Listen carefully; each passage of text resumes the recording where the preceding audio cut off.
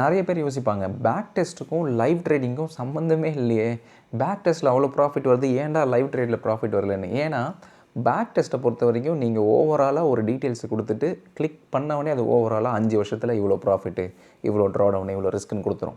நீங்கள் லைவாக ட்ரேட் பண்ணும்போது எவ்ரி சிங்கிள் டே அந்த அவுட்கம்மை you have to go through it. So அதனால் என்ன ஆகுதுன்னா, ஒரு 4 ட்ரேட் இல்லை 5 ட்ரேட் ஆகும்போது உங்களோட எமோஷன்ஸ் ஆட்டோமேட்டிக்காக உள்ளே வந்துடும். எமோஷன்ஸ் உள்ளே வரும்போது முதல் ட்ரேட் எடுக்கும் போது உங்களோட மனநிலைக்கும் 10வது ட்ரேட் எடுக்கிறதுக்கு போது உங்களோட மனநிலைக்கும் பயங்கர டிஃப்ரென்ஸ் இருக்கும்.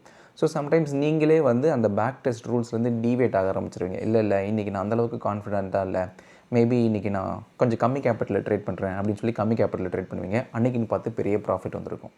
ஒரு 2-3 பேக் டு பேக் நல்ல ப்ராஃபிட் வந்ததுக்கப்புறம் பரவாயில்லையே, சிஸ்டம் நல்லாவே ஒர்க் ஆகுதே, என் கேபிட்டலை நான் டபுள் பண்ணுவீங்க. பார்த்தா அன்றைக்கின்னு பார்த்து உங்களோட பிக்கெஸ்ட் லாஸ் உங்களோட சிஸ்டம் படி அன்றைக்கி நடந்திருக்கும். ஸோ இந்த மாதிரி பேக் டெஸ்ட் ரூல்ஸை ஃபாலோ பண்ணால் கூட same position size, same lot சைஸை கண்டிப்பாக நிறைய பேர் ஃபாலோ பண்ண மாட்டாங்க. அதனால தான் என்ன ஆகுது, பேக் டெஸ்ட் ரிட்டர்ன்ஸுக்கும் லைவ் ரிட்டர்ன்ஸுக்கும் பயங்கரமாக டிவேட் ஆகுது. ஸோ எப்போவுமே நீங்கள் லைவ் ட்ரேடிங் பண்ண போகிறேன்னு டிசைட் பண்ணிட்டீங்கன்னா, பேக் டெஸ்ட் பண்ணதுக்கப்புறமா முதல் 100 ட்ரேடு கையே வைக்காதீங்க. முதல் 100 ட்ரேடு மைண்டை ஃபிக்ஸ் பண்ணிக்கோங்க. இந்த 100 ட்ரேடுமே நான் சேம் கேபிட்டல், சேம் ரிஸ்க் போகிற ட்ரேட் தான் ஃபாலோ பண்ண போகிறேன்னு 100 ட்ரேட்ஸுக்கு நீங்கள் கண்டினியூ பண்ணிங்கன்னா ஆட்டோமேட்டிக்காக உங்கள் பிரெயின் வந்து அந்த ஸ்ட்ராட்டஜிக்கு டியூன் ஆயிரும். பேக் டெஸ்ட்லேருந்து லைவ் ரிசல்ட்ஸு பெருசாக டீவியேட் ஆகாமல் இருக்கும்.